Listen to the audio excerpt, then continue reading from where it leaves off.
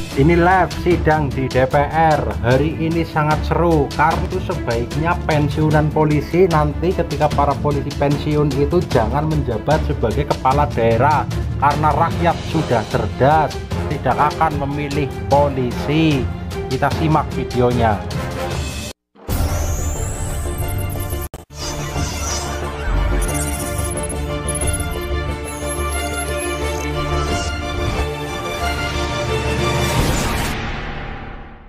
Terima kasih pimpinan, Anda telah membuat rapat ini menjadi rapat para bintang. Nah yang kedua, Pak Kapolri, presentasi itu dan membaca buku yang diberikan, presentasi yang slide kami nggak sempat mendapatkannya, sehingga kami memotretnya satu demi satu. Mudah-mudahan segera dikirimkan supaya kita bisa ikuti. Yang saya bisa potret tadi sampai slide keempat itu berhenti. Artinya kami mengikuti betul apa yang disampaikan Bapak Kapolri. Berikutnya, saya mau mulai dulu dari apa yang pernah saya tuliskan ketika Pak Kapolri fit and proper test, namanya menguji Polri presisi. Masih saya ingat tahun 2020 itu, dan nomor cantik yang sangat menarik kita ingat adalah 4 kebijakan transformasi, 16 program, 51 kegiatan utama, 177 agenda aksi. Polri presisi. Mengantisipasi nawacita. Sekarang nawacita berubah menjadi astacita. Lalu Kapolri segera menyesuaikan Polri presisinya dengan 6 sasaran strategis, 5 program utama, dan 18 indikator untuk mengukur kinerjanya. Kita pakai ini Pak Kapolri 5 tahun ke depan sebagai acuan kita bersama.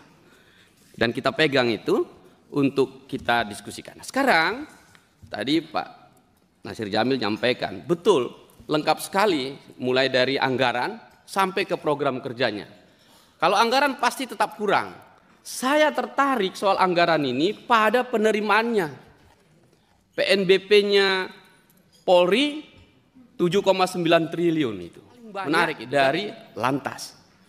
Kemudian nanti layanan umum 3,2 triliun, dan itu misalnya dari rumah sakit dan seterusnya. Saya tertarik dan tidak akan berhenti mengingatkan bahwa objek vital nasional bisa menjadi sumber utama penerimaan negara bukan pajak kita. Yang hitung-hitungan saya bisa menembus juga angka 7 triliun. Dan itu masih menyambung kepada programnya Prabowo, kedaulatan negara diukur dengan swasembada pangan, energi, dan air.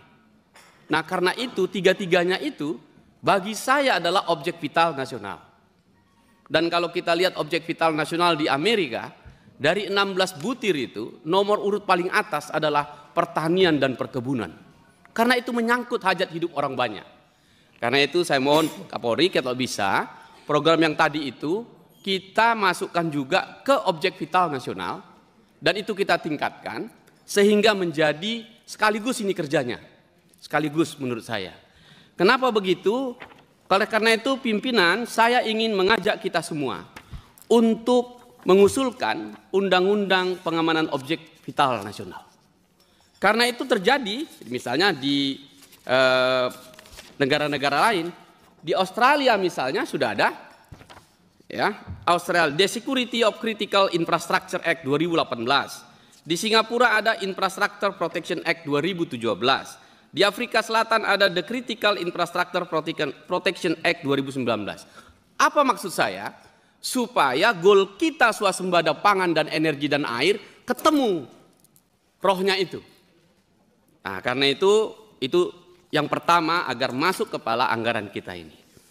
Kedua, tadi sudah disampaikan tentang restoratif justice dan ini kita tidak akan berhenti sedikit pun karena hanya tinggal 390 hari dari sekarang KUHP baru akan berlaku Januari 2026. Itulah karya besar kita dan di situ berubah dari KUHP yang Belanda sebagai penjajah, kita yang dijajah, sikit-sikit ke penjara kalau orang Medan bilang, sekarang tidak, harus demokratis. Nah, untuk apa itu kita dorong dari sekarang? Karena juga tadi sudah disampaikan, saya catat datanya Pak. Cuman Pak Kapolri nggak nyampaikan tadi. Misalnya jumlah LP perkara kita yang masih diselesaikan itu rata-rata masih sekitar paling tinggi 70%. Dan kalau dihitung angkanya 70.000 perkara LP kita mangkrak dia.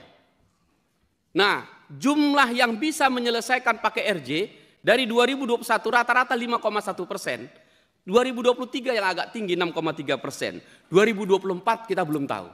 Jangan sampai nanti ini panas-panas sedikit saja. Padahal ini harapan kita semua menjadi bagian dari persoalan kita. Ini nyangkut juga kepada penyidik kita. Yang sekarang polisi nggak bangga lagi jadi serse. Karena gangguan dan ancamannya banyak penyidik ini. Mulai turun dia terus. Sementara kita butuh poin-poin tadi. Nah, oleh karena itu Pak Kapolri, saya mau kasih usul konkret. Saya minta hari ini pimpinan mengusulkan sekaligus agar dari 34 Polda kita bagi 3, ada 3 Polda, 1 di timur, 1 di tengah, 1 di barat, Polda percontohan restoratif justice. Saya usul yang pertama Jawa Timur. Kenapa Jawa Timur? Karena jumlah perkara di sana tahun 2022 misalnya 51.000, sekian kasus. Itu tertinggi nomor 1, narkobanya 5.000 sekian dan seterusnya. Menarik kenapa diusulkan? Karena di sana Pemprovnya sudah mempunyai program rumah restoratif justice sekolah. Yang nomor 2 ke timur, saya ingin mengusulkan Sulawesi Selatan. Minta maaf ini kawan-kawan dari Sulawesi Selatan. Ya, karena perkara di sana memang peringkat 6, 28.000 sekian, tetapi menawarkan banyak kearifan lokal. Dia tidak hanya soal-soal tradisi yang kaku, tapi juga suasana kebatinan yang berkembang dari rahim budaya lokal di Sulawesi Selatan. Jadi saya mengusulkan di situ. Di sebelah barat tentu saya mengusulkan di kampung saya, di Sumatera Utara. Karena kami punya kearifan lokal di sana, dan ini sudah 5 tahun kita kerjakan, bahkan kita praktekkan restoratif justice massal. Ada 4 polsek di Simalungun yang bisa 0 langsung Pak Kapolri, karena bisa diselesaikan. Terima kasih teman-teman Polda Sumatera Utara. Jadi itu kita buat percontohan dengan melibatkan, tadi sudah disampaikan Pak Kapolri, setuju saya, kepala daerah, mulai dari gubernur, bupati, camat sampai desa. Karena sesungguhnya gubernur punya tanggung jawab terhadap rakyatnya.